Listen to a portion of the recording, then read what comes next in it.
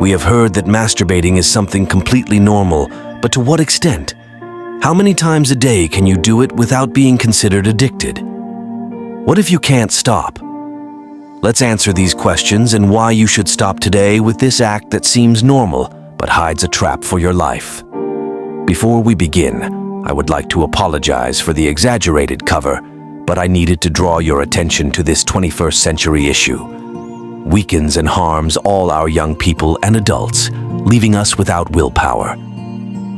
In this video, you will understand what happens to our brain, scientifically and philosophically, and what Stoicism has to teach us about this vice.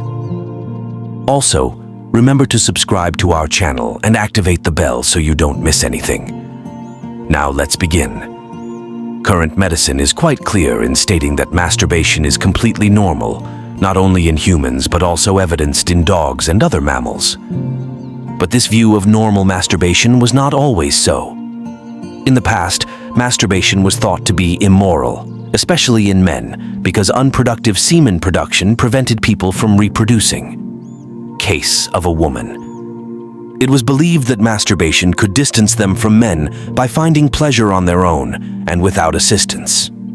To this moral burden was added the physical burden, stating that masturbation caused diseases. So it was not advisable to practice it at all. But let's return to the present.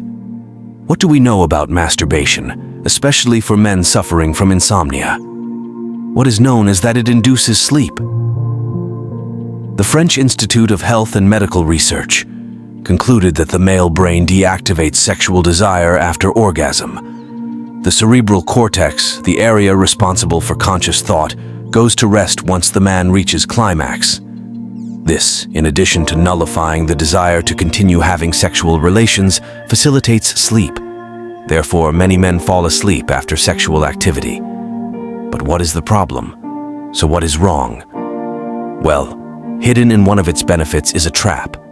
And if you frequent this channel, you will see what I am talking about. Masturbation releases dopamine in your brain. This hormone is responsible for making us feel better, providing calm, relief, stress reduction, and a sense of reward. This is caused by dopamine and is so pleasurable that some people become addicted.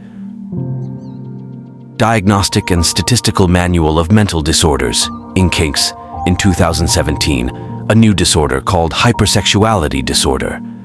This classifies excessive masturbation under the category of obsessive-compulsive disorder, another vice that leads to mental and also familial destruction.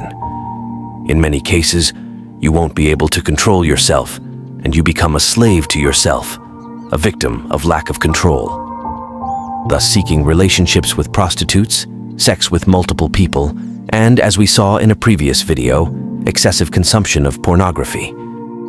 These are ways that a dopamine-saturated brain finds to obtain pleasure. Pay attention. Masturbation addiction comes from chemicals released in the brain, and as our brain adapts to the release of these, it feels the need to continually find the cause that generated the stimulation. Your brain will start asking for more and more dopamine to achieve the same pleasure it had the first time, making you always have to keep looking for how to masturbate again. This reaches an exaggerated point when your brain realizes that the release of dopamine is excessive and begins to block receptors in an attempt to stop you. As a result, the person performs the pleasure act, in this case, masturbates, but gets nothing, which frustrates them more than they already were.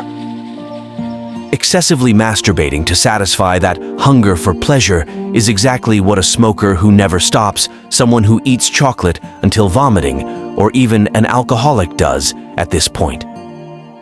Does Stoicism have to do with this? The Stoics, Seneca, Marcus Aurelius, and Penatus of Rhodes, masters of self-control and wisdom, addressed the view of pleasure and lust from a unique perspective.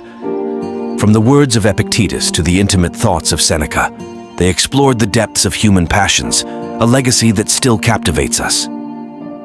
For the Stoics, masturbation was not just a quest for carnal satisfaction, but an opportunity to explore the limits of the body and mind. They saw it as an exercise in self-awareness and a path to true freedom in their philosophy.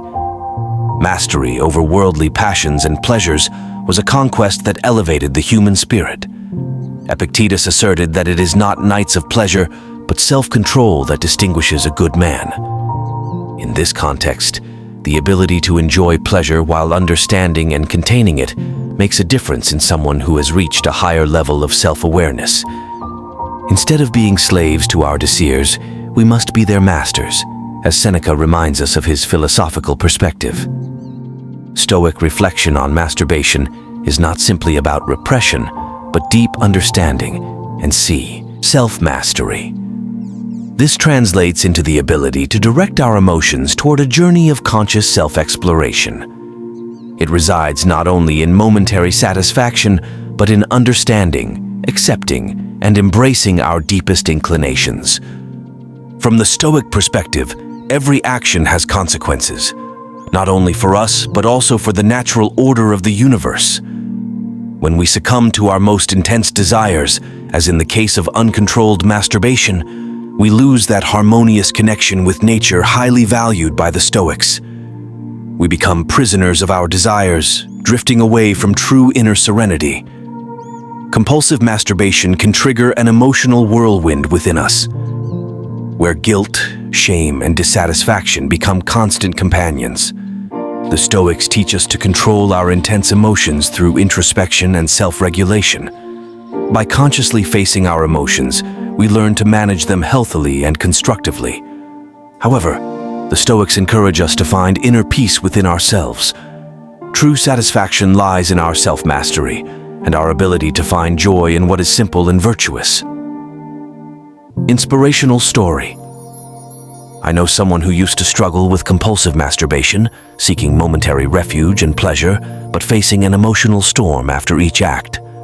Immersing themselves in Stoic teachings and practicing self-control and self-regulation, this person underwent a profound transformation. They learned to confront their desires and emotions consciously, finding true joy in self-control and authenticity, free from the slavery of momentary desires.